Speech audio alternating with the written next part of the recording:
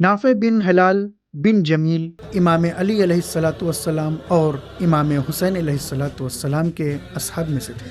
वो अरब के अशराफ और बहादुरों में से थे। आप क़ारी कुरान करीम थे और कातिबान हदीस में भी आपका शुमार होता है। आपने हज़रत अली अलैहिस्सलातु वस्सलाम के हमरा तीनों जंगों, जंग जमल, जंग सिफ़ीन और जंग नहरवान में शिरकत फरमाई। आप एक दिलेर और माहिर तीरंदाज भी थे। अबू मिखनफ के नज़दीक हज़रत अली अलैहिस्सलातु वस्सलाम ने उन्हें जंगी फ़नून की तालीम भी दी थी। आप करबला के उन शहीदों में से हैं जिनका नाम ज़ियारत रजबिया, इमाम हुसैन अलैहिस्सलातु वस्सलाम और ज़ियारत नाहिया मुक़द्दसा में भी आया है।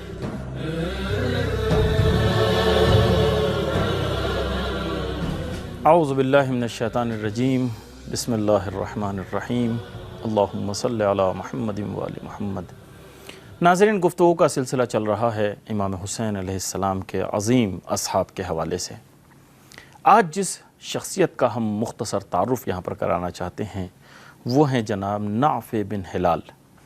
अगर आप शुहदाए करबला की तारीख़ का मुतालिया करें तो वैसे तो हर शख्सियत बेमिसाल है, तारीख़ जिसकी मिसाल पेश नहीं कर सकती, और ख़ुद इमाम हुसैन अलैहिस्सलाम ने ये सनद दी अपने असहाब के लिए कि खुदावंद मुताल ने जैसे असहाब मुझे अता किए, न मेरे नाना और न मेरे बाबा न मेरे भाई किसी को नहीं मिले जैसे असहाब मुझे मिले हैं।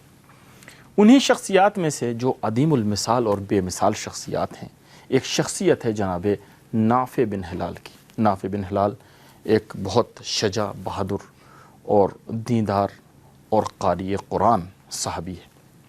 जनाब नाफ़े बिन हिलाल के बारे में हमें बहुत से वाक़यात मिलते हैं, और एक जो उनका इमाम हुसैन अलैहिस्सलाम से मुल्हक़ होने का वाक़या है वो बहुत अजीब वाक़या है, जो हमारे लिए एक बहुत सबब दर्स बन सकता है, जिससे हम सबक ले सकते हैं अपनी ज़िंदगी के लिए। वो कहते हैं कि मैं कूफ़े से ख़ारिज हुआ, इमाम हुसैन अलैहिस्सलाम से मैं मुल्हक़ हुआ, लेकिन अभी मैं पशोपेश में था कि क्या किया जाए।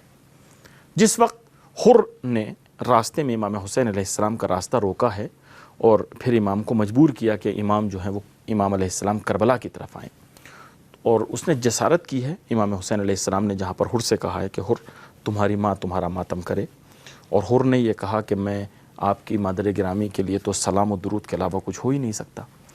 तो वहाँ पर जो ये वाक़या रूनुमा हुआ, इमाम हुसैन अलैहिस्सलाम ने अपने असहाब को जमा करके खुतबा दिया, एक तकरीर की कि इन्नी ला अरल मौत इल्ला सआदा व अलल वलल हयात मअज़ ज़ालिमीन इल्ला बरमा, कि मेरी नज़र में जो मौत है वो बेहतर है उस ज़िंदगी से जो ज़ालिमों के ज़ेर नज़र और ज़ालिमों के साथ गुजारी जाए, इसलिए कि वो हयात ज़िल्लत से बढ़ के कुछ नहीं है।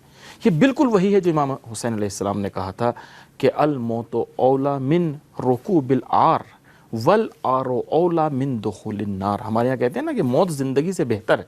ये इमाम हुसैन अलैहिस्सलाम के इस जुमले से लिया गया है कि अल मौतो औला ले रुकू बिल आर। इमाम फरमाते हैं कि मौत ज़िल्लत की ज़िंदगी से बेहतर है, लेकिन फिर कहते हैं कि वल आरो औला मिन दुखुलिन नार, और ये ज़िल्लत भी बेहतर है जहन्नम में दाखिल होने से। यानी अगर इंसान किसी गुनाह का मुर्तकिब होता है तो उससे बेहतर यह है कि वो ज़िल्लत बर्दाश्त कर ले। तो ये कहते हैं जनाब नाफ़े इब्न हिलाल कि जिस वक्त मैंने इमाम हुसैन अलैहिस्सलाम के ये जुमलात सुने तो इन जुमलात ने मेरे ऊपर ऐसा असर डाला और मेरे ऊपर एक ऐसी कैफियत तारी हुई कि मैं सब कुछ भूल गया, और उस वक्त मुझे सिर्फ़ और सिर्फ एक सादत का रास्ता नज़र आ रहा था। ये इमाम अलैहिस्सलाम के जुमलात का असर करना ये ख़ास तौफ़ीक़ है खुदा की तरफ से, जो हर किसी के नसीब नहीं होती। वरना करबला के मैदान में इमाम हुसैन अलैहिस्सलाम पूरी तकरीरें कर रहे हैं, अपना तारुफ़ करा रहे हैं, मैं कौन हूँ, लेकिन उनके ऊपर कोई असर नहीं पड़ रहा है।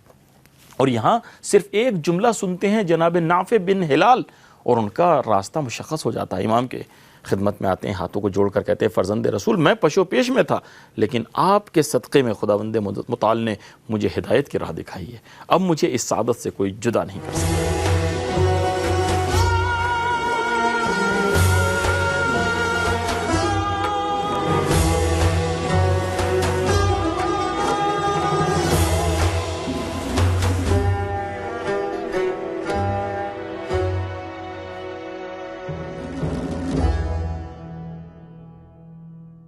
जनाब नाफ़े इब्न हिलाल के बारे में बहुत सी चीज़ें मिलती हैं कि मैदान करबला में किस तरह उन्होंने कुर्बानी दी, लेकिन शेख मुफीद एक वाक़या नकल करते हैं कि इमाम हुसैन अलैहिस्सलाम शब आशूर अपने ख़ैमे से निकले और इमाम अभी गुज़र रहे हैं کہ ایک مرتبہ پیچھے سے ایک آہٹ محسوس ہوتی ہے. امام پلٹ کر دیکھتے ہیں تو کیا دیکھتے ہیں؟ جناب نافع ابن ہلال امام کے پیچھے تشریف لا رہے ہیں.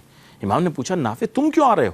کہا مولا میں نے سوچا کہ یہ پرآشوب ماحول اور اس وقت خدا نخواستہ کوئی ایسا نہ ہو کہ دشمن آپ کے اوپر حملہ کر دے، اگر ایسا ہو تو میں اپنی جان قربان کر دوں، میں اس لیے آپ کے پیچھے پیچھے آ رہا ہوں. امام نے بلایا، اس کو دعائیں دی، اور اس کے بعد کہتے ہیں کہ نافع، ایک جملہ امام نے کہا کہ نافع جنگل تمہارے سامنے پڑا ہوا ہے، اگر تم چاہو تو ابھی بھی مجھے چھوڑ کر جا سکتے ہو، اور تمہاری شفاعت کی ضمانت میں لیتا ہوں اگر جنت کا مسئلہ ہے. تم چلے جاؤ، اس لیے کہ میں اپنی حجت تمام کیے دیتا ہوں، یہ میرے دشمن ہیں، تم اپنی جان کیوں سختی میں ڈال رہے ہو. جناب نافع رونے لگتے ہیں، امام کے قدموں کو پکڑ لیتے ہیں، کہتے ہیں مولا آپ کو چھوڑ کر آخر کیسی زندگی اور کیسی جنت؟ مولا ہماری تو زندگی بھی آپ ہیں، ہماری تو جنت بھی آپ ہیں، ہماری تو سعادت بھی آپ ہیں. اس کے بعد امام نے اس کو دعائیں دی، اور ایک روایت کہتی ہے کہ امام نے جنت میں ان کا مقام دکھایا کہ نافع یہ تمہارا مقام ہے. اور اس کے بعد روایت کہتی ہے کہ امام حسین علیہ السلام جناب زینب سلام اللہ علیہ کے خیمے میں تشریف لاتے ہیں. جناب نافع باہر ٹھہرے ہوئے ہیں، دونوں بھائی بہن میں بھی گفتگو چل رہی ہے. تو جناب زینب نے ایک سوال کیا کہ بھیا یہ تو بتائیں کیا آپ نے اپنے اصحاب کا امتحان کر لیا ہے؟ کہیں ایسا نہ ہو کہ آخری وقت پر یہ آپ کو چھوڑ کر چلے جائیں. جناب نافع نے جب سنا، ایک مرتبہ آتے ہیں اور کہتے ہیں یا حبیب یا مسلم ابن اوسجا، سب کو بلاتے ہیں، اور بلانے کے بعد کہتے ہیں شہزادی نے، نبی زادی نے، رسول زادی نے ایسا کہا ہے، ابھی شاید ہمارا امتحان نہیں ہوا. تمام اصحاب رونے لگتے ہیں، اور تمام اصحاب اپنی تلوار کو نیام سے نکالتے ہیں، اپنے امامے کو زمین پر رکھتے ہیں، اور بیک آواز کہتے ہیں اے رسول زادی، اگر آپ کو ہمارے اوپر بھروسہ نہیں ہے تو آپ ہمیں اجازت دیجئے، ہم اپنے سروں کو اپنی تلواروں سے جدا کر کے آپ کے قدموں میں ڈال دیں گے. امام حسین علیہ السلام نے دعائیں دی، جناب زینب نے ان کو دعائیں دی. تو یہ مقام ہے جناب نافع کا، اور جناب نافع ابن ہلال کربلا کے میدان میں امام حسین علیہ السلام پر اپنی جان قربان کر دیتے ہیں.